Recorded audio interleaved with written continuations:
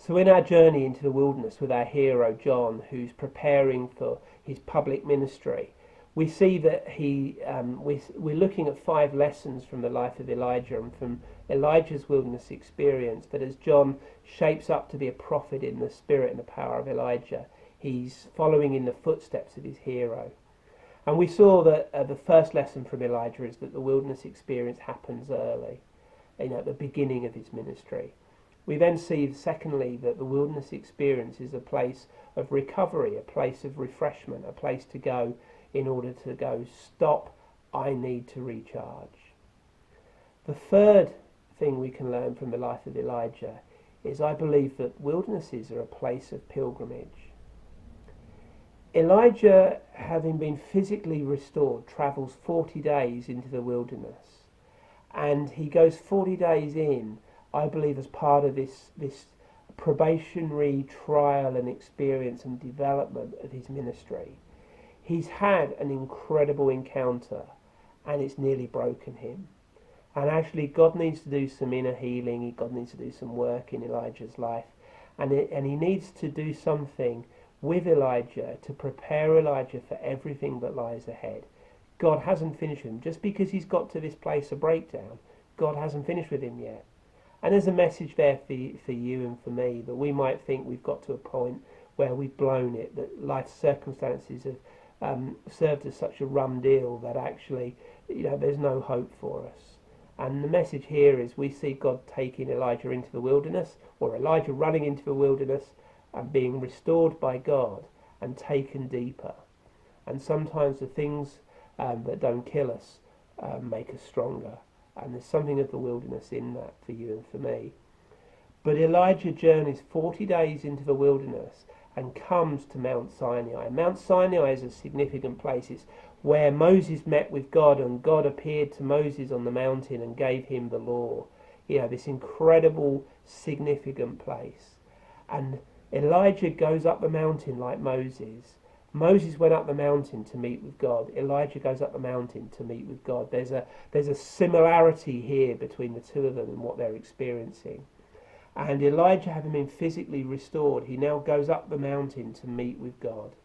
He goes to the place where God created the national identity for the people of Israel in order to encounter God for himself and discover something more of God. There's a pilgrimage going on here. Elijah wants to encounter God, and he's willing to journey into the wilderness in order to do that.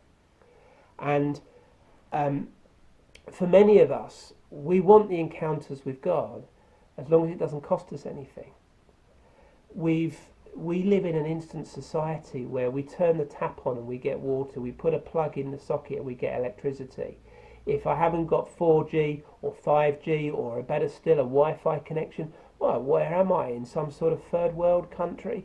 We have such a warped sense of values today that actually if something isn't instant, then there's something wrong. And there's an old saying that says good things come to those who wait. And I believe we've lost the art of pilgrimage. In medieval times, pilgrims would go on these pilgrimages where, okay, some people might say they were a form of holiday, but they were going on a spiritual journey. They would go to encounter God. We as Christians might look upon Muslims with various differing views and perspectives, but part of the heritage and part of the foundations of being a Muslim is that you're expected to go on pilgrimage. You're expected to do the Hajj at least once in your lifetime, where you go to Mecca. Pilgrimage is built into the very sense of walking with God. And for the Christian, it's something that I believe we've lost the art of actually saying, I want to encounter with God, so I'm going to take myself somewhere where I can do that.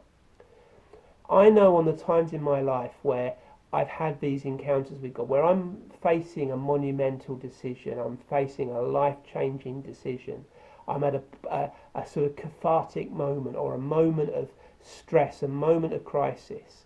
Those moments I found incredible value in going on a journey. I've got a secret place I love to go to.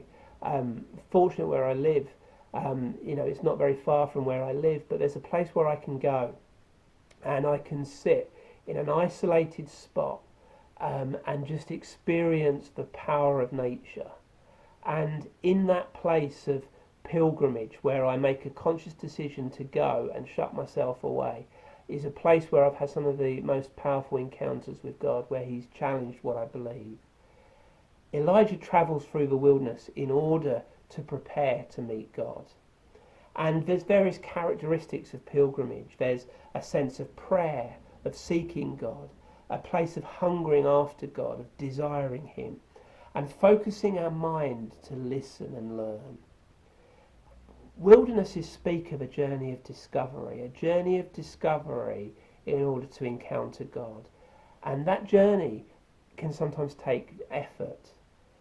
But the more effort, the more we value the end result. And there is something about chasing after the heart of God that gives us an encouragement to pilgrimage.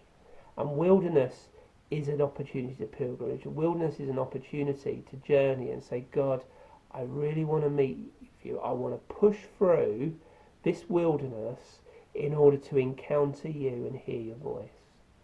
I wonder, are you at a place where you're pushing through your wilderness in order to encounter God and know God better?